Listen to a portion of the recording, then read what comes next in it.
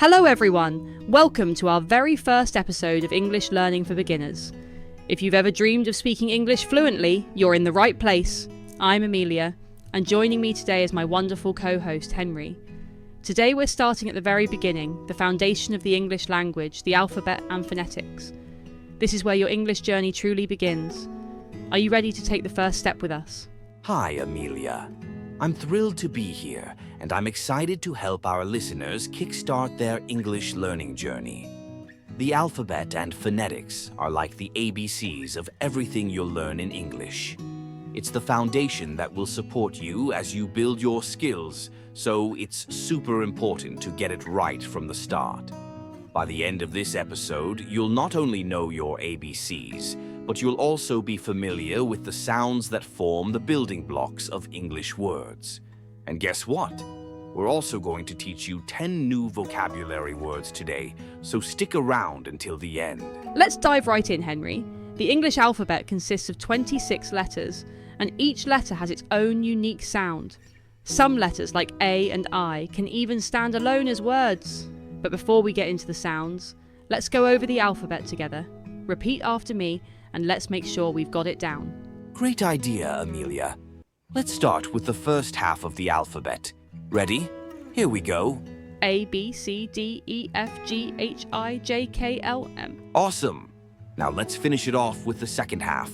N, O, P, Q, R, S, T, U, V, W, X, Y, Z. Perfect. Now that we've gone through the letters, let's talk about phonetics. Phonetics is all about the sounds that these letters make. For example, the letter B sounds like B, and the letter S sounds like SSE. These sounds are called phonemes, and they're the building blocks of words. Exactly, Henry. And speaking of sounds, let's introduce our first vocabulary word for today, phoneme. A phoneme is the smallest unit of sound in a language that can distinguish one word from another. For example, the words bat and pat are different because they have different phonemes at the beginning. Phoneme means the smallest unit of sound in a language that can distinguish one word from another. Phonemes are crucial to understanding how words are formed, and mastering them will make a big difference in how clearly you speak English. Let's practice with a few more examples. We'll say a word, and you can try to identify the different phonemes. Let's start with the word cat. It has 3 phonemes, C, A, and T. Try saying it slowly and listen for each sound. Another example is the word dog. The phonemes are D, O, and G. Notice how each sound comes together to form the word. Great job! Now that we've introduced phonemes, let's move on to something fun, vowel sounds. The English language has 5 main vowels, A, E, I, O, and U, but here's the tricky part. Each vowel can make more than one sound. Let's take the letter A as an example. It can sound like R in apple or A in cake. That's right, Amelia. Understanding vowel sounds is key to pronouncing words correctly. Let's introduce our next vocabulary word, vowel. A vowel is a speech sound produced without any significant constriction or blockage of airflow in the vocal tract. Vowel means a speech sound produced without any significant constriction or blockage of airflow in the vocal tract.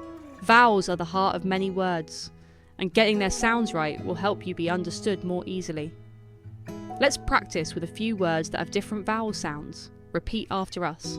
The word cat has a short A sound like ah. And the word cake has a long A sound like I. Great. Now let's talk about consonants. Consonants are the other letters in the alphabet, and they usually have a more distinct, defined sound. For example, the letter T sounds like tu, and the letter M sounds like m. Our next vocabulary word is consonant. Consonant means a basic speech sound in which the breath is at least partly obstructed. Consonants are just as important as vowels because they form the framework of words. Let's practice with a few consonant sounds. Repeat after us. The word bat starts with a B sound, which is the consonant B. And the word sun starts with an sis sound, which is the consonant S. Awesome! Now let's put it all together with some simple words that combine both vowels and consonants. Remember, every word you learn is a building block in your English journey.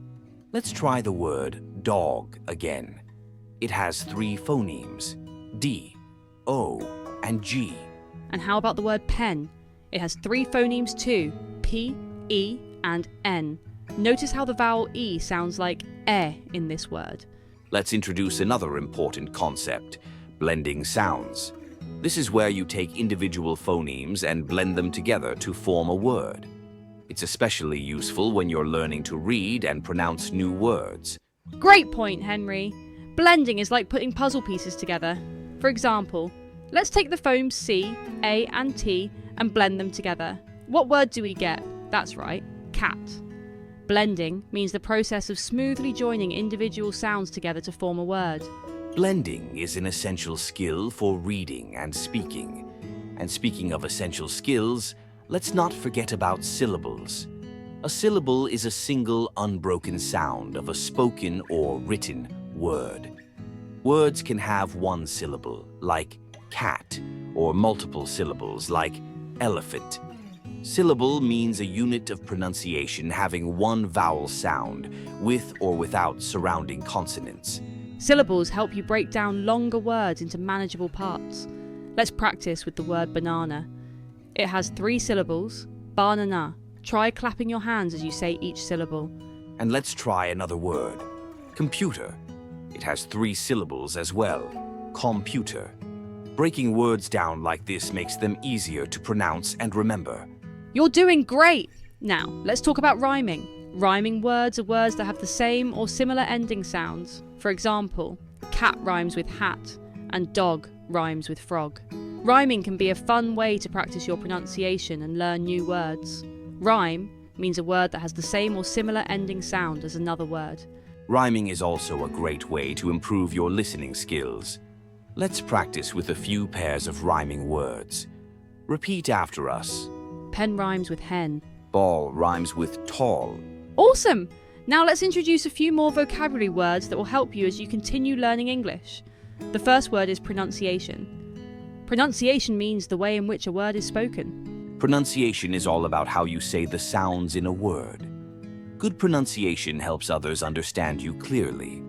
The next word is intonation. Intonation means the rise and fall of the voice in speaking, especially in terms of pitch and tone.